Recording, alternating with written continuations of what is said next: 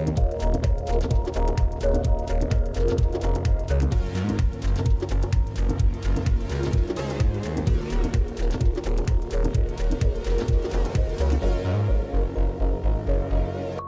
and welcome to Face in the Crowd. It is the show that celebrates your exceptional entrepreneurs.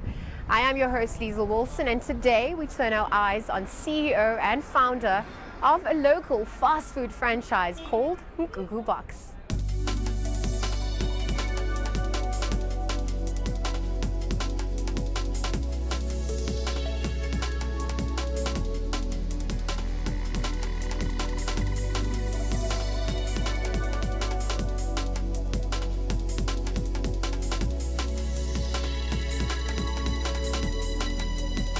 Hi, my name is Itumeleng Mpatlanyana. I'm the founder of Nkhukhu Box.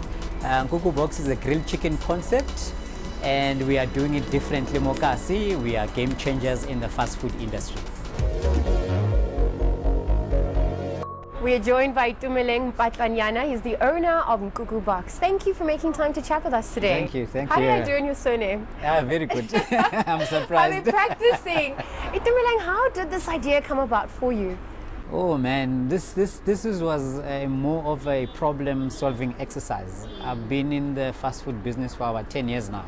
So the problems that I've experienced before, number one, you know, in the food business, location is very important. Yeah. So when you are a young brand, especially a black brand, it's very difficult for landlords in Sandton or Eastgate to give you the prime spots. You know, they'll never put you next to a McDonald's or a Nando's in the food court, so they'll always hide you somewhere. And the problem number two is that you can't negotiate your lease terms, you know. You sign away, it's either their way or nothing at all. Yeah. 2 years down the line, your business is bound to fail because you're not in a prime area and your rent becomes expensive because it escalates between 8 and 10% every year. So third year, your rent is 30% higher. So I wanted to find a business model that does not rely on shopping centers at all. Yes. I wanted to set up store and do what I can in that particular area. So no one is telling me I can't do this, I can't do that. So hence Nkhukhu Box was born. And you set up shop, I mean, last year, August. Since then, the ripple effects of that, you've seen many more shops open in and around the province. What has that journey been like for you? It's been hard, but it's a good feeling when certain landlords call you up and they want your brand in their shopping centers. And you say, no thanks, I'm sorted. Yeah. I stay in the township. Because we build our stores out of shipping containers. Yes. So we go around townships, we look for land that is either neglected by the council or neglected by private owners. Some of the sites have become illegal dumping sites.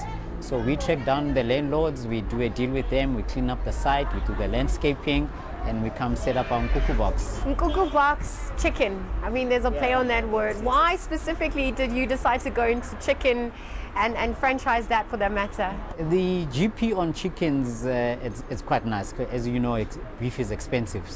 Chicken is a staple food. People eat chicken almost every day, and we can play around with the different sauces on the chicken. What do you think Nkhukhu Box offers that sets it apart from its competition? Yeah. Nkhukhu Box, we are a grilled chicken concept. As I always say, it's not only about the product. Yes. We provide an eating experience, you know, sitting out in a township in a place like this, having a good conversation, and there's so many characters in a township. You know, there's so many stories to be told. Yes. So we tell those stories through food. What is your favorite on the menu? That's Chicken not livers. fair to ask. Ooh, Chicken livers. yes. The grilled chicken livers are my favorite, especially weekends, you know, after that night. So the chicken livers. And having been in the business for 10 years, I know we were chatting about this early on. I mean, you have seen and ridden that wave particularly well. But what are some of those other business ventures you decided to dabble in? How did that fail or succeed for that matter? My first food business was the fashion TVs. Remember back in the day? Yes. I had the one in Irene Village Mall, me and a friend of mine. It was great for the first 2 years, you know, it was perfect. We were living the life. I mean, we were young. My friend was 24, I was 27 back then, and it was smooth sailing until everything failed, you know. When that happened, that was the first time I found out there's people called sheriffs, you know, because we got a loan from the bank. Now the bank wants your money, you know. They got to my house, they took everything, you know. I remember the day I was sitting down on the floor. Instead of crying, I actually was smiling, because in my head I told myself that I'm gonna do it again, and next time I'm gonna do it bigger and better, you know. And I also remember at one point I was helping the sheriff carry the furniture out, because I don't know, it's just the motivation in me that went on. And from there, and then I developed my own brand called Spikos Shisanyama. At one point we had about 40 stores around the country. That's when I learned more about franchising, landlords, lease agreements, franchise agreements, and all of that. When that also went bad after a couple of years, then I thought, you know, I need to come up with a different business model for me to survive and to compete with the other big boys in the industry. I mean, you get these American brands coming to South Africa. Yes. How are we as young South Africans compete against them? I needed to find an innovative way, a different way of doing things so that we can compete with them. So learning from your mistakes, I mean, you mentioned you would do things bigger and bolder next time around. How would you do it a little differently? Number one was to create my own brand. Yes. Where I set my own rules. And now that Nkhukhu Box is born, we want Nkhukhu Box to go in all the major townships in South Africa. And we're also looking at neighboring countries. So obviously being part of that township economy that we can see is thriving and is helping to contribute to South Africa's economy at large. Yeah, no, certainly yes. There's massive opportunities within the township. Yeah. It's massive. We just need to come up with different ways of doing things. Because the traditional ways of doing it, it means you are competing with the big boys, and we won't win, unfortunately. What have been some of your highlights to date since starting Nkhukhu Box, and just seeing that you've been able to create your own space within a market that is saturated in a sense with what you're providing? One of my biggest highlights, I won't mention the company's name, but there's one of the big boys in the food industry. Yes. They came to my office and they wanted to know who this Nkhukhu Box is. Yeah. So they wanted to know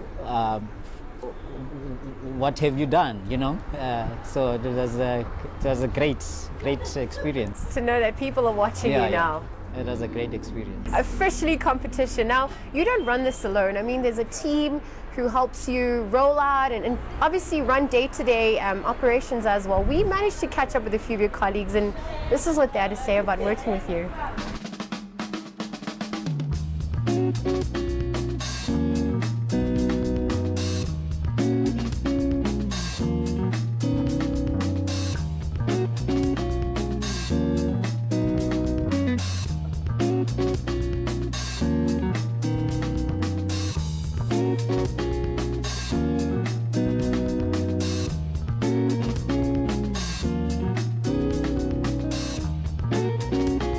Hi everyone, my name is Mpatlanyana. I'm the warehouse manager in the distribution center head office of Nkhukhu Box. Hi, my name is Shalom Mutivi and I am the marketing manager of Nkhukhu Box. I joined Nkhukhu Box on the 4th of September last year because of the background of the food experience that I've gathered from the time I started working in Durban. I joined Nkhukhu Box about last year in May 2016. Yes, I met Itumeleng prior to that. I was in a media agency. So once I left, he discovered that I left, then he sort of headhunted me. He looked for me and he asked me to join the team, and I did. It's quite challenging, you know, but I enjoy challenges because it keeps me on my feet, you know. The reason why I can say that it's challenging is because it's a new company, but it's growing rapidly. It's growing very fast in the space of 12 months. It's been so interesting. I mean, there's never a predictable moment. You know, you think that something is going to go a certain way and then it changes, you know, and for the better, you know, I mean, in a very good way. I mean, I think when we started, we didn't have such high expectations. We didn't think the brand would be this dynamic, this big, but you know, all we did was to put our all into it. And yeah, it's surprised us ever since. Well, working in this place, I mean, it goes back to the passionate things about the food industry. That it begins with the passion, you know. So that's how I ended up being here, because of the experience that I've gathered over the years as a chef, and now I'm here. What I like about working here, well, I'd have to say it's the vibe. You know, the sense of belonging here, you know, I mean, we really work as a family. We work very hard though, we work very hard at it. I like the fact that there's never a day when if you can't do something, there's no incident where if I'm failing to do something, someone won't be able to have my back. And I think that's very important. We all fill in the gap for each other, you know, where I have a weakness here, someone has a strength there, and we're not afraid to cover each other, you know, so that we create a stronger unity. Mr. Itumeleng is a vibrant gentleman. He takes challenges. He's been to a couple of things. He's been around. He has done a lot of things in terms of business. So I've got an opportunity to work closer with a lot of people that are hands-on into their businesses, and he's one of them. Working with Itumeleng it's interesting. It's a little bit weird because, I mean, he's such a calm person. He's such a very humble spirit, yet he carries such an authoritative, you know, presence. You know, you can't help it when he walks in, you want to like fix yourself and stand up, right? And be like, oh crap, he's here, he's here, he's here. And then he comes in like, oh, hey guys. And you're like, okay, this is how we're feeling, okay. You know, it's great. For the past 12 months, I've learned quite a lot from him, you know, especially when it comes to risk taking, because he takes risks very, very, very, very well, you know. Even if it means that you take the risk by yourself or you take the risk as a group, if something needs to be done, it has to be done. I think he's a real risk taker, but he's very calculated at it. You know, it's very interesting to see how, no matter how many times life can punch you down, you can stand up. And you know, he speaks about how it's not the end of the world. You know, if something happens, just get up again and carry on. And that's really what I've learned from him. I wish for this brand that it grows, it becomes an international brand. It's recognized like the bigger brands that are out there, and we will also like to grow with the business itself. What I wish for him is I really wish that he truly gets his satisfaction from this. You know, there's no greater reward than seeing your contribution towards a person's success. You know, I think it would be great to see him fulfilled in this. And as the brand grows into new heights, I mean, I think this brand is very special to all of us, it being the first wholly Black-owned and operated fast food franchise. It's time for a short break. When we return, we get to know Itumeleng a little more. Stay tuned.